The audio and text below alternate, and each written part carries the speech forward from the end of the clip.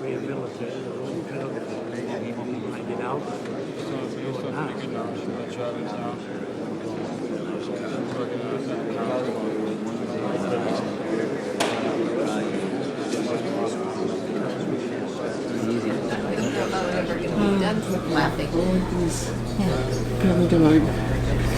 Oh, hey all, welcome. So glad that you could join us today. If you'd all take your seats, we'll get started as soon as possible. I think we can just keep all this in there, right? No cutting.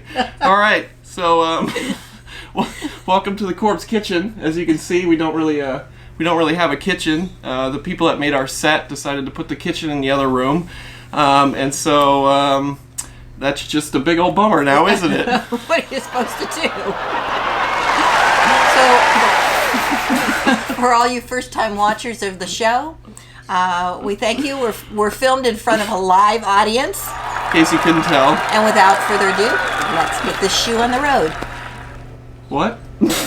Let's get the shoe on the road? That's an old Ed Sullivan phrase. Okay, well, my name is Ethan, and this is, I don't know who this lady is, and we're planning on having a weekly cooking show for everybody, and let's let Mom tell you what the first thing we're going to make today is.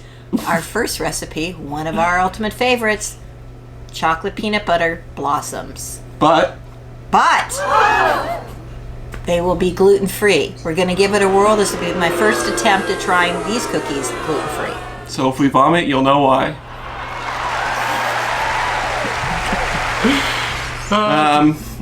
Alrighty.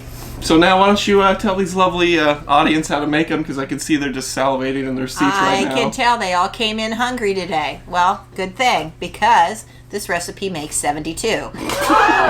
I think that will just about adequately cover everybody in the audience today. Just about. Just about. That's if we don't eat a few on the way. Anyway, the recipe will be posted for you all to be able to take a look at. So you'll get started. You preheat your oven to 375. You'll take your butter and your peanut butter and melt those so they're soft enough to be able to stir together, and add the eggs and get those whipped up so it's a nice consistency. In the interim, you've already put together all of your dried ingredients in a separate bowl and whisk those together so that they're all mixed adequately. Then slowly add the dried ingredients to your wet ingredients until everything is fully added and you've got a nice soft dough. And then we can eat it, right? Well, of course.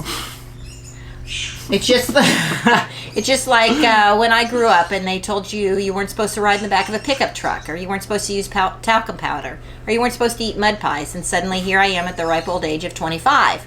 Still alive, no problem. So eating cookie dough, not a problem. Eggs are good for you. People drink them all the time, right? That's right, and an orange Julius. Not a problem. Not a problem. So anyway... Is that your phone? We knew just as soon as we got started, somebody would call me. And let's see. Oh, it's Julie. It's the President of the United States. It's Donald Trump calling to check on me. No, actually, it's Julie.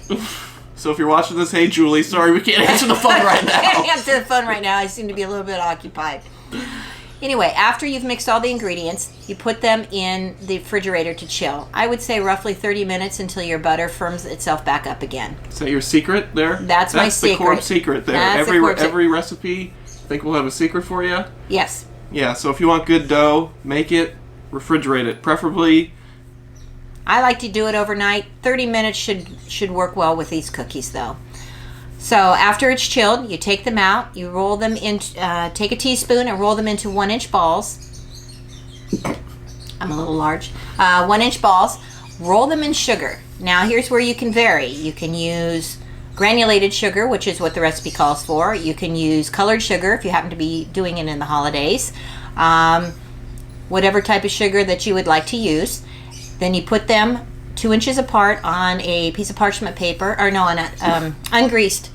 Ungreased? Yes, it says ungreased cookie sheet. All right.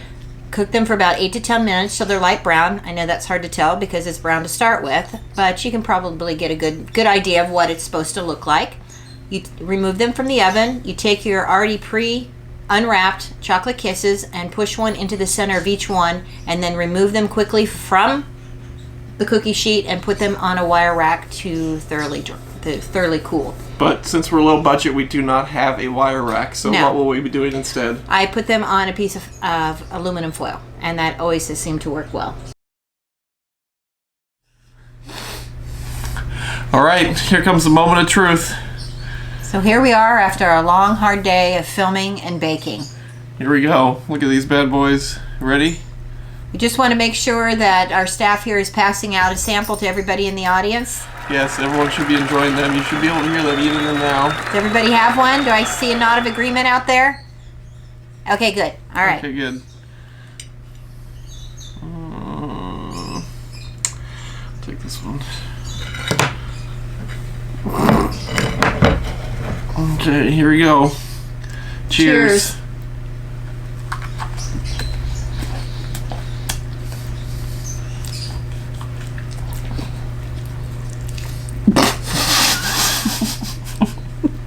Fabulous. Wow, these are pretty good.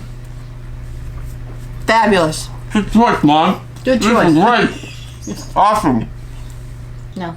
You didn't say like and subscribe. So we'd like to ask. Just say thanks for joining us. Yeah, thanks for joining us this week on our very first cooking episode. If you liked us, we'd like you to subscribe to us and share the video with friends and relatives. And make sure you comment on the video. And next week, our recipe that we are going to be making requires a dog. So please join us.